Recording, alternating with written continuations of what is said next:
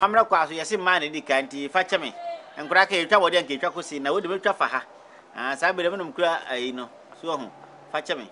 Ma me wada woroma. Wudi di sei. Ebacho mediane Obapa Christi. Obapa Christi.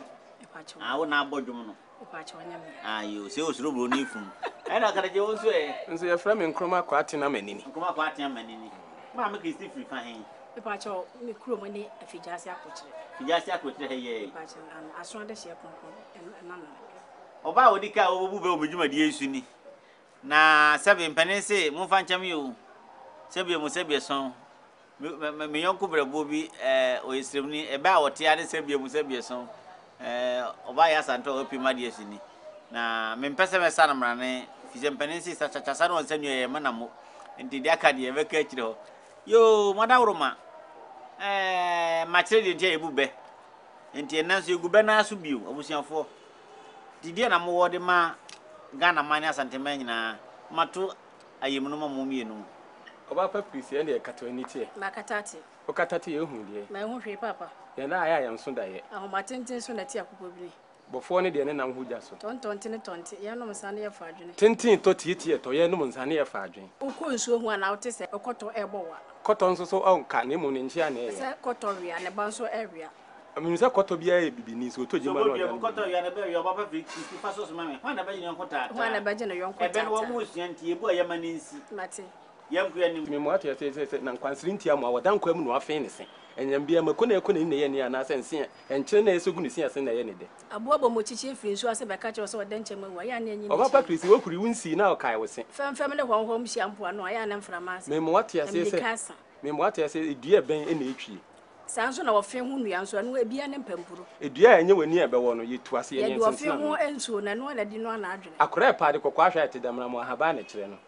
Fefe na efese wada mani be communicate na obeso no fo na nyese beti ato. Sebi akora nso hu ne nsa kokora na oni mpanimfo didi. Ene me na na agoso ebe ni ofre fijase akokire. Ono aso na ka na asem se udidi na se wa me ya na ade uketire maka ododo ma. Me mo ate ase me yonku bia me ba ha mbehia no ye fe na du achampon.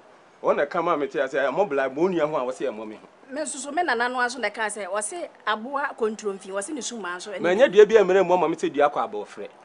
Sanso so na me nana agoso ebe nenu a ono aso na tete me enti wo kire mama mre ne amamre pa. Ono aso ene bu bembi enso so e kire me se edua enya we be wo wanu eya na yetwa so ye tu ase ne yentwa so. Me papa ye fe ne nkruma adasa wo se obi mfa ni ha han kwa prinkin ma fi. Sanso so na se enhwere ma ho me da eya na yete ni wura no. Me mo ate ase se atua wo enya tua na emom ne nkatwon. Sanso so na me pese me ba wote ase se yesoma banyansafo ne yesoma na moten. Obapa Christi me kam wote ase se oba nim se afen to na ware ase a otuba ntia wo. Achachafo adu na amapem a omunyina ato ba. Me mo ate ase se onim aye fredi a je adua abuda o yere fum kwa. Ansa na ni fredi beto bo abo so na ne netie bibi so. Me mo ate ase se abofra bongwa no ma achechede. Ehum ni aham ni nyina so ya ha. Me ma wo Obapa Christi na me kan pen amoate ase se de okosa konforo nsuro da bone. Enkwati aduro mira so eno so ne haban. Me sa kan pen a kire wo se wure fi ukrom hina ben a oyira obedwa ase. Boa no so wode ne huhu na we na afu. Aboa no so anhawa a wonse ne bon. Matina konson so atoka brafuto ma se enyima ye na nya akroma bechi akoko a na betie we se he. Asin petira panyi dudu nti na ma ne tiri ho. Ehunu bi penso nti na boa sere wa oje ne ba. Wo mo ehwe ye na wo mo sa asua. Ndubi so benum amanensi. Ansa na wato awde so oda woruma sa na edi agro na gobi amra ho se de meka no enti yenko ne maame Obapa Christi so a ehun bi penti na bo asere wa wagye ne ba agro na wayi nani ato nche me mo wate ase se ensuo fa wa honhoma nyina atan ho ene ensuo fa na honhoma nso nyina atan so de a me pa ama wate ase se ensuo a ye nwimu nam no yantumu nso a ensuo anya patafo a ne twa akwam ewo mu saade na enso no se edua wo no mu kwaye edado ho na enso no se opini ho a na hu baabi edua na bi asie me mo ate ase se kuntunu we hwan a ne nchia na eko samampo musu akoduro uni wu a na ya na wabusu asa anomani tifo nso fidie yi ne ntenten no me no bekọ nso ya na de dada wisi entate ansa nhyia dum so nyame boa no ma no fro sanso an aboa kontromfi sanso na me pese me kire wo se abu Obapa Christi me mo ate ase se onya abotre dwa abo antate a na ohu no na koma okwatani a okodwa wase wonchia obi alo ni mi se obi na achia no mansro wo no anu ohene tufu antie ina di takrabo a woni tiri ya pa ye be hunu nti ne ya chechire boa akokọ bi de anim adechie nso tie firi oni na no Saa na akokɔ be de so na eti aba na enkumu ba. Akokɔ oben woni ne di abebesre. Ehum ni aham so ni nyina ya haha hunu. Hwe kwa ma minti na atwe mienu nam. Nya danta ne de adweta na se sika eba no. Pia o.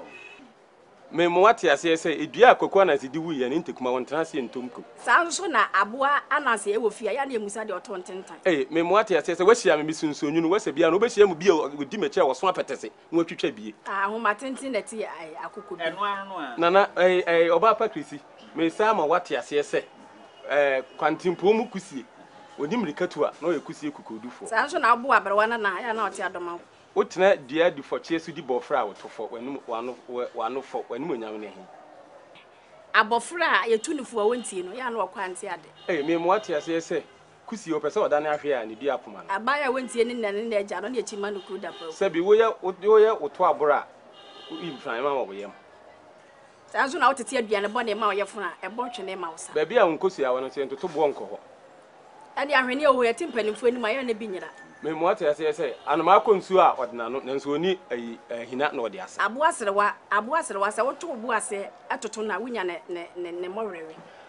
Sika ya yema so di ya no ma age nkuku na ne tiri hu tutu ye no ana se ne tiri hu amfu no afi so na se yema so a na wura mu takra no bo anyina sa na entate wonso no woto obu ase na udwa abo entate ya na hu no na obi mfiri adua jama so mepre kotokre wo fo udidi na wa menya ana do tachira mako dodo ma aboa koku na mtwa pia so ne kwa adidi nso ne sia pro sa nso na tachira ma na sin wo no omo ye namfo pa nso mutwa mo ho tikase ye wo ye ntwetwede mfom no na wutwa tachira ma nso hwe nso na wunya na me mo ata se yensa kokurumotie nso mopo sa na koto se tikase ye adua wo se yema wonsa chi be ye odante se wonsa yem hwima de wo no mpanimfo se ya na kosoroso sa esora de efo achechede won tobi sa nso na se wadamfo anasa wo fa aboa asorobo ayonko aya na koto ko ho no ya na nkaso me mo ata se aboa bi o wuram ye fe no asantrofi akwa wo se onu no ondie asantrofi anoma ena ma mete ase se anase ewiase wewe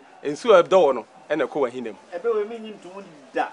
Sende se be ma so afiri mantamo efie be him mantamo na se nya sotora na ebia na ye na yire nkwa yiri ka yiri be ma bewu ana na yiri suro no ene sa nso ana me pese me tell se wo da ye ya hu nyame na butuo no ma na be hu nyankopon me mo ate ase se etuo eto a etwere be ma dem sa nso na se atente huro oba totu a etwere be ma dem Ebe we matim.